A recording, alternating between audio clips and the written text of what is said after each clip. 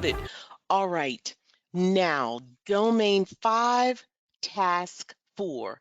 Associate the diagnosis code to the appropriate procedure. Now, you all should remember this. We did this a long time ago, and hopefully you do. And if you don't, it's time to review. Now, if our task is to associate the diagnosis code to the appropriate procedure, that task wants to know if you know how to establish medical necessity, right? And we learned in part 1 what medical necessity is. And medical necessity, according to Medicare, is these are services or items reasonable and necessary for the diagnosis or treatment of illness or injury to improve the functioning of a malformed body member. In other words, Social Security Act and insurance companies, they mandate that all procedures and services be medically necessary before they will make a payment. That's important. So, what is medical necessity? And you know we like to refine that definition. Medical necessity is when the diagnosis justifies the procedure or service. That's it. And Social Security Act and health insurance carriers, they require it before they pay. So this is an exercise we did in part 1. I got a little ahead of myself, so let's slow it down. So it's our job to link the procedure to the diagnosis to determine medical necessity, or link the diagnosis on the right to the procedure on the left to determine if it will be paid, right? The diagnosis has to justify the procedure. So I'm not going to bore you. So we said prostatectomy is substantiated by the diagnosis of prostate cancer. A tonsillectomy is substantiated by a diagnosis of tonsillitis. A discectomy procedure would be substantiated or justified by a diagnosis of disc herniation, and fibroid uterus would substantiate a hysterectomy being carried out. So this is basically how it's done. Now, we did this in part 1. Now it's time for us to elevate the conversation, right? And the moral of the story is that the diagnosis must justify the procedure. So let's go back to our CMS 1500. And at the bottom, I talked about how these diagnoses have to be linked to the procedure or service. And we saw that I-10, E11, and K21.9 are all linked to 99214. But what if the procedure 43200 was carried out? And this is an esophagoscopy, right? This is an esophagoscopy. Does anybody know of the 3 which diagnosis, or all of them, which of the diagnoses would we link? Will we link all of them or only one of them? You want to take a guess? Yeah, yeah. Yes, we would just link C, K21.9, because this is a gastroenterology or GERD, gastro, you know what I mean? Oh my goodness. It's reflux, but gastroesophagus, you know what? I have a brain. Come on, help me out, team.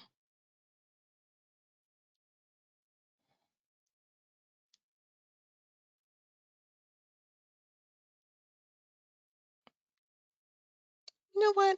It makes sense. It's nighttime. Thank you. Thank you. The team didn't do it. You did it. They said gastroesophageal reflux disease. Yes, yes, yes. Thank you. Thank you. Thank you. Thank you.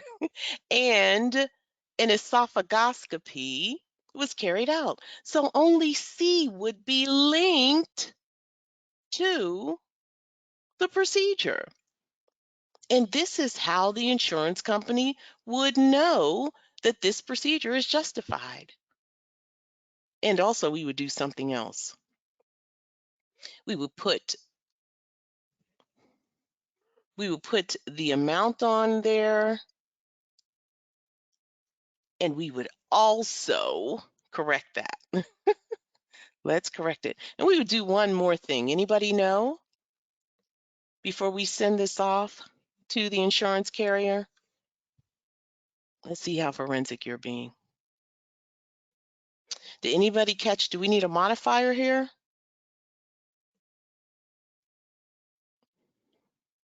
Yeah, somebody said we need an MPI. You got it. It's right there. But we do need a modifier. If we're going to code this, then maybe a modifier 25. Maybe, right? Okay. So there we go. Time to send it off. Maybe the insurance carrier. Oh, also, too, we need to, let's change our total now. It's 1. There you go. There you go. All right. So what if, let's go back here. Okay. So you see how to link the diagnoses to the procedure to tell the insurance company that this is related and this is why we're carrying out this procedure. This is how you establish medical necessity for the procedure by linking the diagnosis. So, what if it's not that simple? What if a patient has a diagnosis of sterilization and the doctor wants to carry out a hysterectomy? Do you think that if we link the diagnosis of hysterectomy to the encounter for a sterilization. So the diagnosis, so if we link the diagnosis of sterilization to a procedure of hysterectomy, would the insurance pay for it?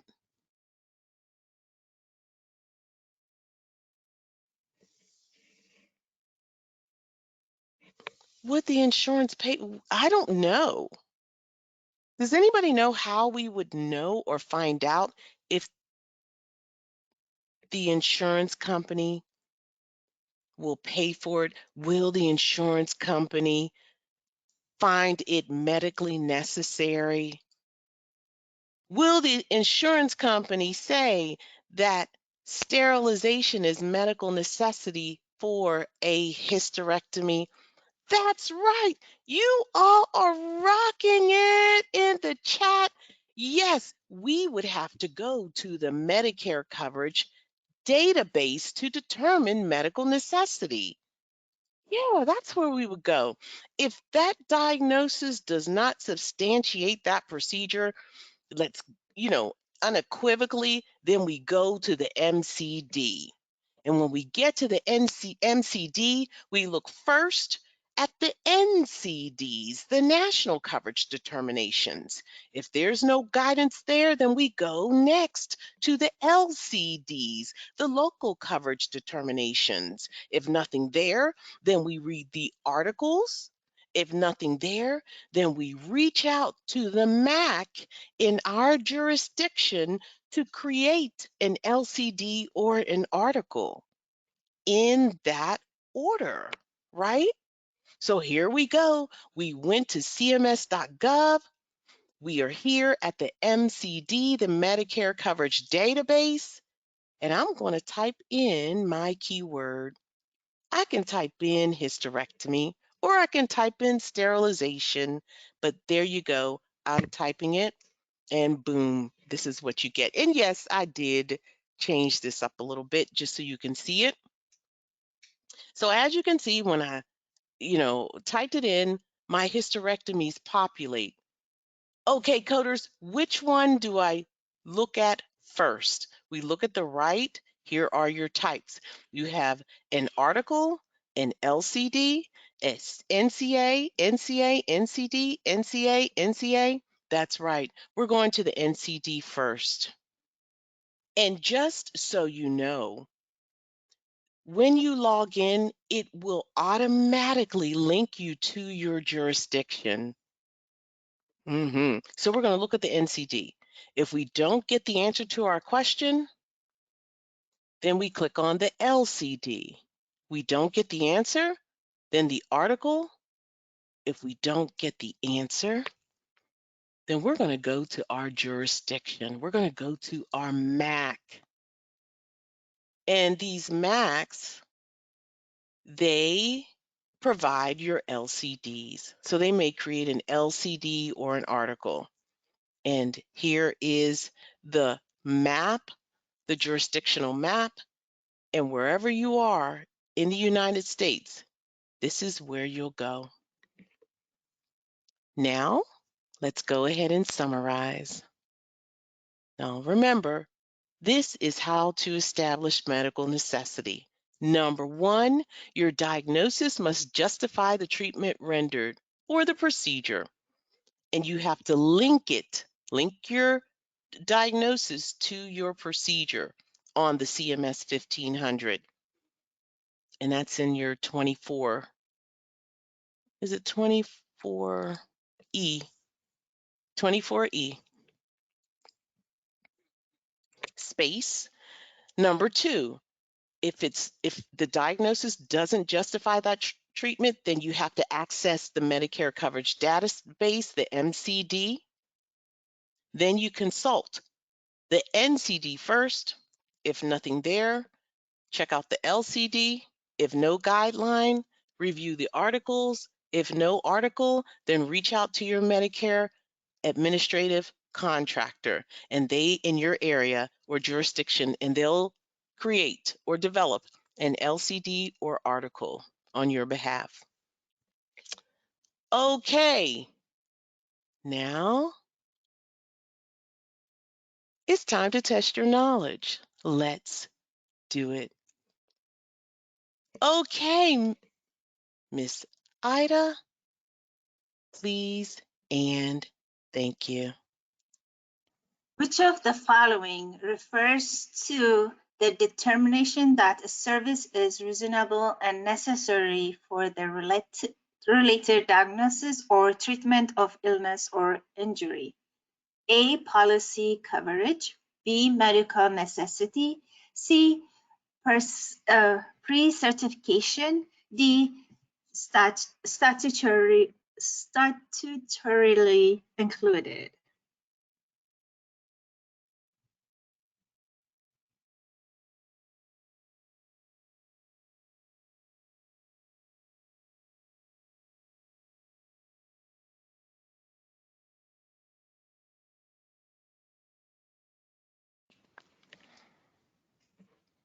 This information is published by the area Medicare Administrative Contractors, MACs, to describe under what circumstances and within what time periods Medicare will cover a service. The ICD-10-CM and CPT or HCPCS codes are listed in the memoranda. A, local coverage determination. B, national coverage determination. C, CMS.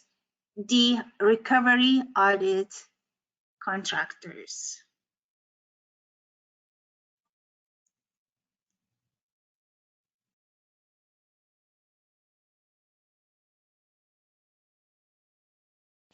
Okay, outstanding. Someone self-corrected. I love it. It's A, local coverage determination. And also, whenever you see Medicare administrative contractors or MACs, remember, they are the ones that publish the LCDs.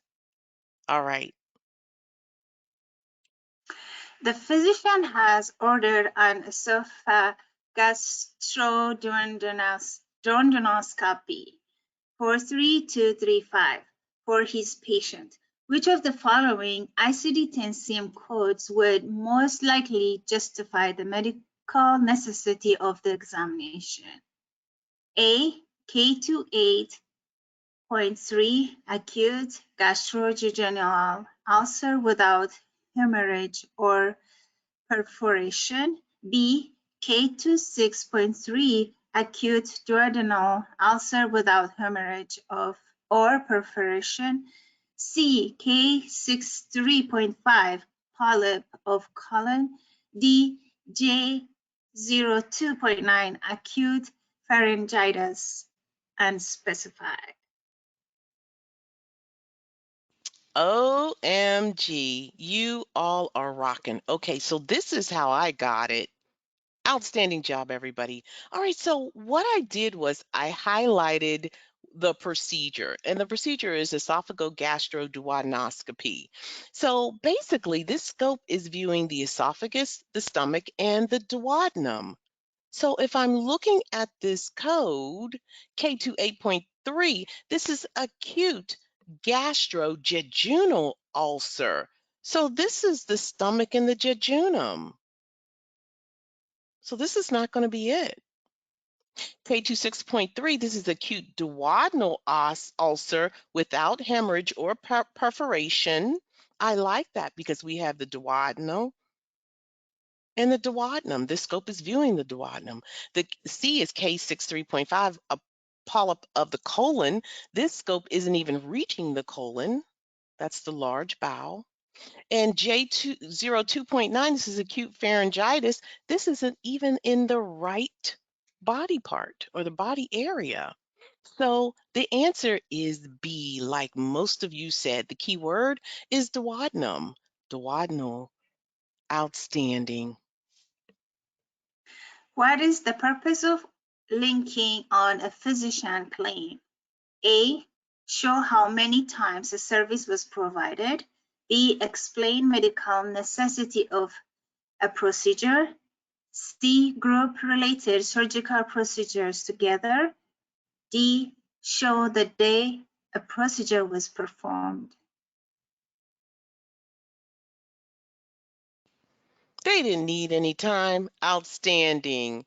Yes, to establish medical necessity. Explain medical necessity of a procedure. And this is our example. So this is how you link the E pointer, E, and it points to 21A, B, or C. Outstanding. Which of the following is used to determine Medicare coverage by a Medicare administrative contractor rather than nationwide basis and assist provide which correct billing and claims processing? A. National coverage determinations. B. Local coverage determinations. C. Program transmittals. D. Correct coding initiatives. They are killing it, Miss Ida. Look at that. 100% of them said B, local coverage determinations. And I'm glad you saw that MAC in that code, in that documentation, because that is your keyword. Outstanding. All right, we just have a couple more to go. Dr. Emerson claimed for patient John Doe's, age 55, was denied by the insurance company. The final diagnosis code was I05.9, rheumatic mitral valve disease, unspecified, and the service performed was 33206. An insertion of a new or replacement of permanent pacemaker with transvenous electrodes. Arterial, this was a replacement of a pacemaker that was inserted 2 years ago. The most probably cause of the denial is A. Pacemaker placement is prohibited with the patient's age. B, medical necessity was not shown by the diagnosis. C, an additional CPT code should be used to show the insertion of the lead into the arteria. D, there must be a 5-year time period between the pacemaker insertion or replacement.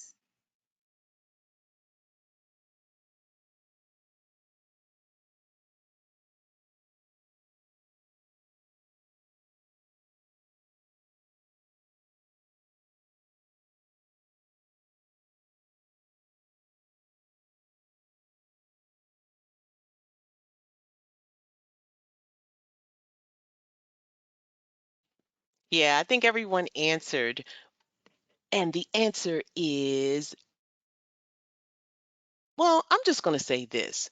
If you look, the diagnosis is I05.9. This is rheumatic mitral valve disease. So a valve, a heart valve has a problem. When you insert a pacemaker, why will a pacemaker be inserted? A pacemaker will be inserted if you have problems with the pace of your heart. Either you have bradycardia or tachycardia. So, in other words, B, medical necessity was not shown by the diagnosis. The diagnosis does not justify the procedure. All right, so you all did good, and some of you had an aha moment. Outstanding. All right, this is the last one, Miss Ida. Take it away. Okay, which type of compliance document is used by Medicare to communicate the circumstances under which supplies, services, or procedures are covered nationwide by Medicare? A, CMS program transmittals. B, national coverage determinations. C, local coverage determinations. D, national correct coding initiative.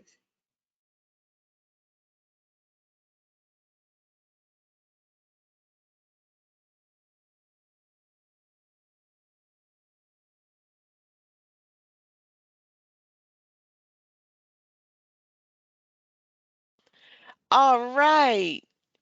And the answer is B, national coverage determinations. Indeed, your key word is nationwide by Medicare. And in part one, I talked about what an NCD, a LCD is, and an NCD applies to the nation. That's why it takes precedence over an LCD, which is only local, or jurisdictional. All right, so hopefully that gave you some insight, and if you got it correct, outstanding. But if you learned something, that is priceless. Thank you so much, Miss Ida. Thanks for tuning in, and until next time, happy coding!